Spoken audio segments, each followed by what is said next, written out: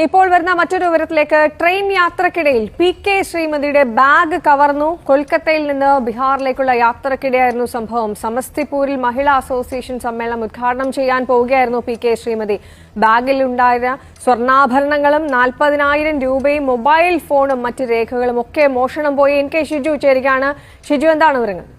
ഈ മഹിളാ അസോസിയേഷന്റെ ബീഹാർ സംസ്ഥാന സമ്മേളനം സമസ്തിപൂരിലാണ് നടക്കുന്നത്. ഈ സമ്മേളനം ഉദ്ഘാടനം ചെയ്യാനാണ് മഹിളാ അസോസിയേഷന്റെ അഖിലേന്ത്യാ അധ്യക്ഷ കൂടിയായ PK ശ്രീമതി മറിയം ചാവല അടക്കമുള്ളവരോടൊപ്പം ട്രെയിൻ യാത്ര നടത്തിയത്. ഇത് കൊൽക്കത്തയിൽ നിന്ന് ആണ് ഈ സമസ്തിപൂരിലേക്ക് അവർ യാത്ര ചെയ്യുന്നത്. ഈ യാത്രക്കിടയിലാണ്, അതായത് ഈ സമസ്തിപൂരിൽ ഇന്ന് രാവിലെ ആണ് എത്തേണ്ടത്. അതിനു മുമ്പ് ഏതാണ്ട് 6 മണിയോടുകൂടി ഈ ഉറക്കമുണർന്ന് നോക്കുമ്പോഴാണ് കയ്യിലുള്ള ബാഗ് നഷ്ടമായത് കണ്ടത്. ഈ ബാഗിനകത്ത് യാത്രാ ആവശ്യത്തിന് കരുതിയിരുന്ന ഏതാണ്ട് 40,000 രൂപയുണ്ടായിരുന്നു. ഒപ്പം തന്നെ അവരുടെ കമ്മലടക്കമുള്ള സ്വർണ്ണാഭരണങ്ങൾ ഊരി വെച്ചിരുന്നു.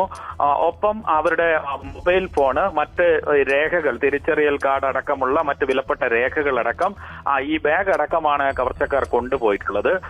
മാത്രമല്ല, ഈ ട്രെയിനിൽ തന്നെ അതേ ബോഗിയിൽ തന്നെ യാത്ര ചെയ്ത മറ്റു ചിലരുടെയും ഇത്തരത്തിൽ കൊള്ളയടിച്ചു എന്നാണ് നമുക്ക് മനസ്സിലാക്കാൻ കഴിയുന്നത്.